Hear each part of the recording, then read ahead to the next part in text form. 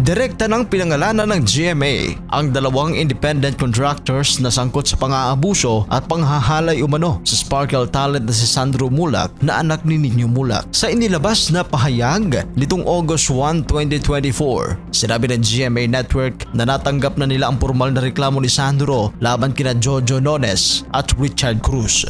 Si Nones ay creative consultant at head writer ng ilang programa ng GMA7 gaya ng Lihim ni Orduha, Dear Oge, Agimat ng Agila at The First Nanny. Si Cruz naman ay head writer ng kapuso shows na Half Sisters, Love and Lies at The World Between Us. Writer at creator din siya sa The Cure, Because of You at marami pang iba. Wala pa sa kamay nila Jojo Nones at Richard Cruz ang kopya ng formal complaint na inihain laban sa kanila ng sparkle talent na si Sandro Mulak. Base ito sa opisyal na pahayag ng kampo ni Nunes at Cruz sa pamamagitan ng kanyang legal counsel na si Attorney Maggie Abraham Gardoque. Sinabi ng abogado na labis na ikinalungkot ng kanyang mga kliyente ang mga batikos na natatanggap sa social media. Nahusgahan na raw ang mga ito kahit wala pang patunay na sila ay may kasalanan. Nais man daw nila itong patulan.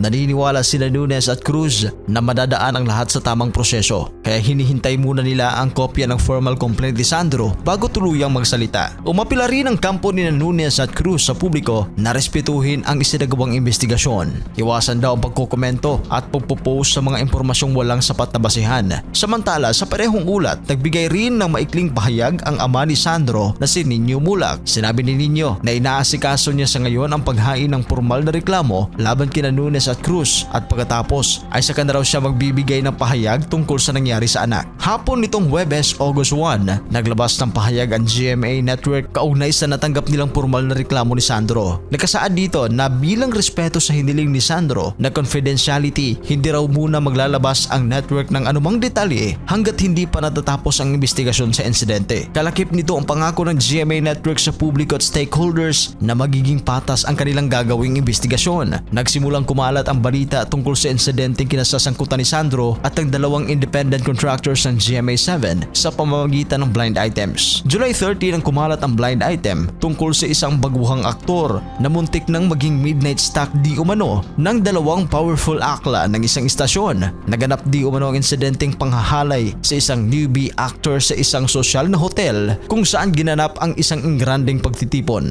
Kinabukasan July 31, lalong naging tampok ng espekulasyon ng mga sangkot na maglabas ng malamang post sa social media si Nino Mulak at ang misis nitong si Dayan Tupas. Naka-all caps ang mga letra ng mensahe ng mga ito sa Facebook kaya mahihinuhang galit ang mga ito. Pahiwatig pa ni Dayan.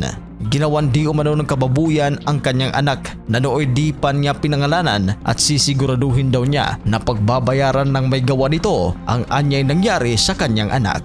Anong reaksyon ninyo dito? Please comment down below. At sa mga hindi pa nakapag-subscribe, huwag kalimutan mag-subscribe sa Showbiz Caster. Maraming salamat po.